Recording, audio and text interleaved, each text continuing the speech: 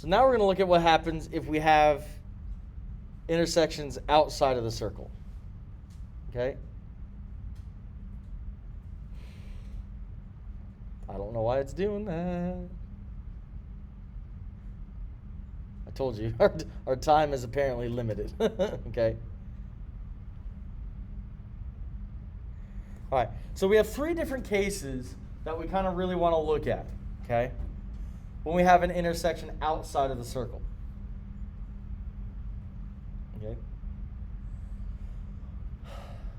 So, essentially how these kind of ideas work is, what do you think is going to happen? Let's just kind of hypothesize what's going to happen here. So we had when it was the central angle, they equaled.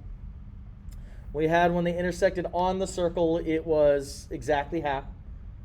We had when they intersected inside the circle, we found the averages by adding. What do you think is going to happen here with our outside?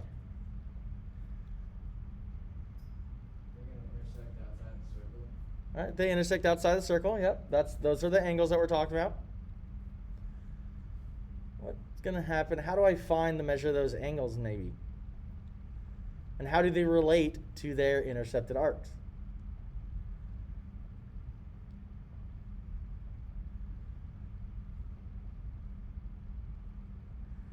Anyone care to guess?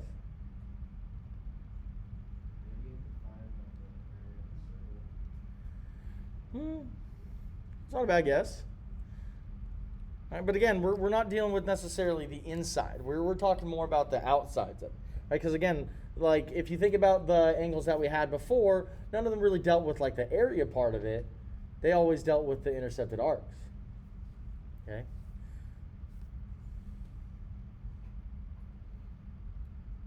So again, like I said, if you'd like me to prove this theorem to you outside of class or after the blah blah blah after the lesson, I can absolutely feel free to do so. It's very complicated and it does require using of a lot of different triangles. But the actual formulas for these guys. So if I look at measure of angle CDE,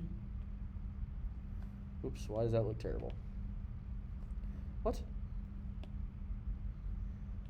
If I look at measure of angle CDE, it's going to equal 1/2 the difference between measure of arc BF and measure of arc CE.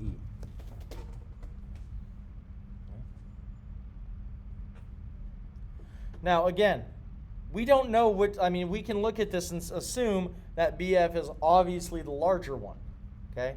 So we can actually even extend this, because let's just say we didn't know which is the larger, because we can't have negative angles, obviously. So let's just say we didn't know exactly which one was larger. We can kind of more generalize this as the absolute value between the difference. See, okay? Again, all it's trying to say is that we have to have a positive number come out of here. So I subtract the little one from the the little one from the bigger one, and that's it. Okay? That's all that part is really saying. Okay? And it doesn't matter which case really happens. It's the same exact thing. So in here, we have measure of angle DEB. It's also going to equal 1/2 the difference between its intercepted arcs, which are BFC, right, and BD.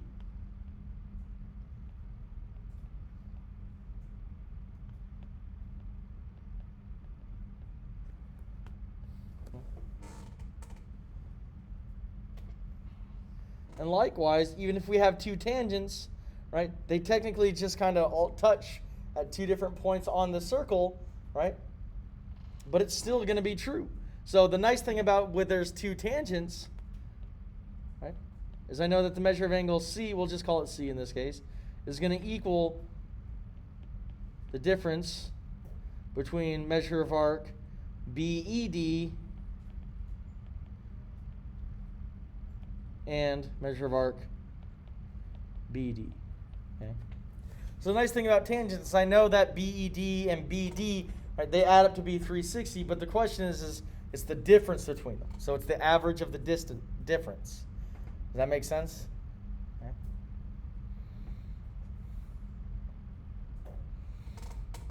Any questions on this so far? Okay. So again, I'm just going to do one or two examples here. Oh, actually, I'm going to do three examples. I'm going to do three examples. Should I just not say the word? I'm going to do three examples here. And then if you want to see the solutions to these, I will be posting the solutions to these. Okay, so you can double check your work and see how to do them. Okay? All right. Mother. Okay, so for number one, we're asked to find the measure of angle K, so to speak. Okay? So the missing information is measure of angle K. Okay? What I do know is measure of arc JL is equal to 82 degrees. And measure of arc J, let's just call it JKM, is equal to 222 degrees. Okay? Now again, what we have here is we have a tangent and a secant intersecting, right? But again, because they're intersecting outside, it does, even because it's outside, it doesn't actually change my formula at all. Okay? So I know that the measure of angle K is equal to 1/2 the difference between the measure of arc. Since I know JKM is the larger one, I'm going to subtract measure of arc JL from it. Okay?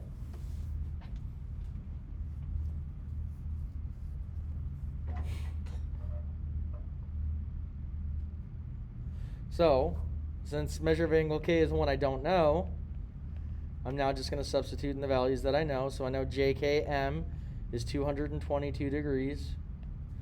JL is 82 degrees. Okay? 222 minus 82 is what?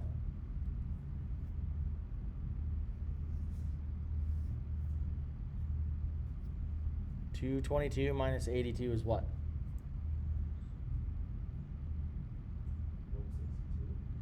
162?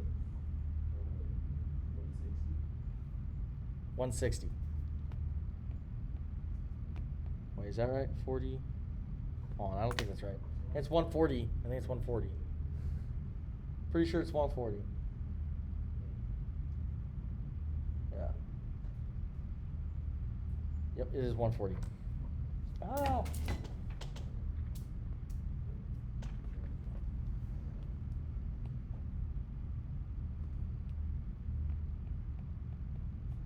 Okay. Which means that the measure of angle K is equal to 70 degrees.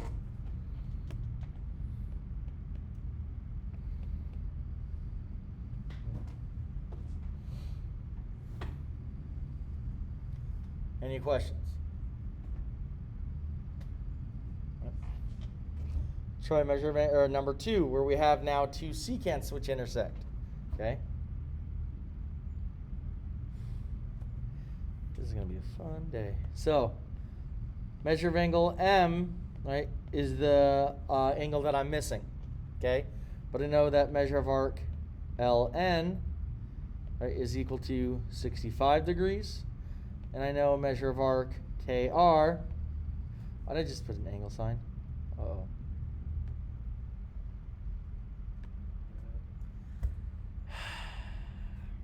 Alrighty.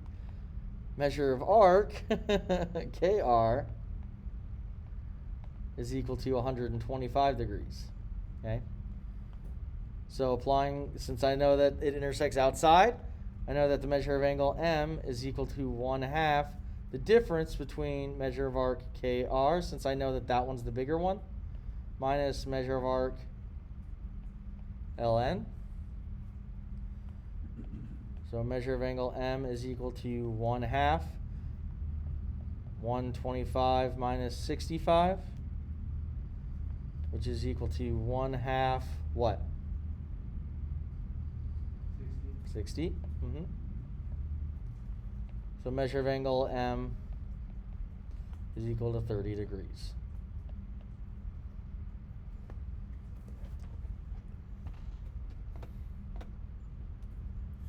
Okay, and again, that's how we do it if we're trying to solve for the angle. So it doesn't really matter what the kind of intersections they are. If as long as it's outside, it's still going to apply the same formula. So let's look at one that's. Let's look at one where I'm trying to solve for a missing arc. So let's look at number 4. Oh my goodness gracious. Okay, so in this case, right, too red. In this case, right, that's too big.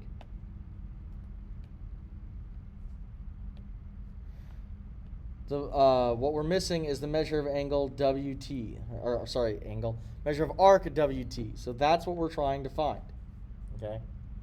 What I'm given is I know that the measure of arc VT is equal to 97 degrees, and I'm given that measure of angle U is 52 degrees. Okay. So since U is an angle that's created from the intersection of two lines outside of the circle, I know that the measure of angle U is equal to 1/2 the difference between measure of arc WT and measure of arc VT. Okay. How did I know that WT was going to be larger?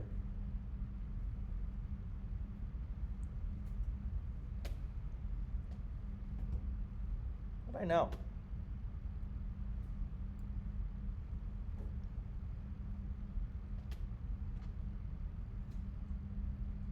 Because no matter how these guys open up, right, the one that's on the back, the farthest one back, right, will always be my largest one because angles continue to open, right? So the farther along they go, right, the wider and wider it gets. Meaning that the first arc that it intersects is going to be smaller than the last arc it intersects every time. Okay? So that's why that's kind of why we generalize this formula, right? Is instead of using the absolute value, we already know that this one's going to be my larger arc, right, no matter what. Okay? All right, so plugging in what we know. Okay, I know measure of angle U is 52 degrees. Measure of arc WT is the one in question. And I know measure of arc VT is 97 degrees. Okay. Now in this case, right, if I were to distribute the 1/2, it would be kind of nasty. So Ben, this is the perfect case for me to go, all right, well, to solve this algebraically, first thing I'm going to do is I'm just multiply both sides by 2 to get rid of this 1/2. Okay. So now I'm left with 104 is equal to measure of arc WT minus 97 degrees.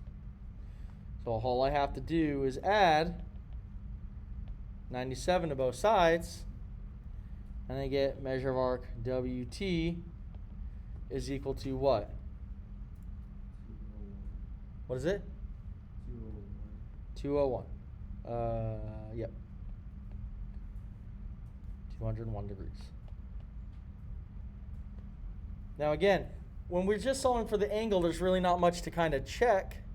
Right? But when we're solving for arcs, we have to kind of double check here. Okay? Because there is still room for error. So by checking, right, all I'm checking for is 52, does that equal half the difference between 201 and 97? Okay. Well, is 52 equal to 1/2 104? It does. So we're good. Why did that turn to purple all of a sudden? I don't know. I give up. Okay. All right. Any questions on this? All right, so to sum it all up, to kind of wrap it all up, guys.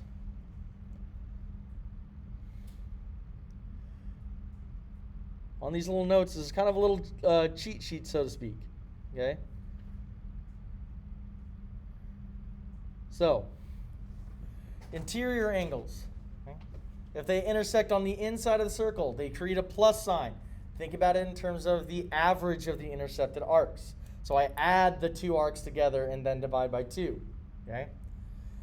The angles, if they're on the circle, they're exactly half of the arc measure, no matter which types of lines intersect.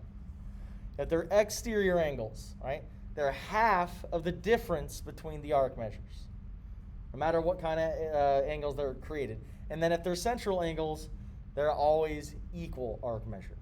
Okay? Does that make sense? Yeah? Okay. So that's just kind of a nice little cheat sheet for you. I'm going to go ahead and stop recording. I'm going to give you the rest of the period to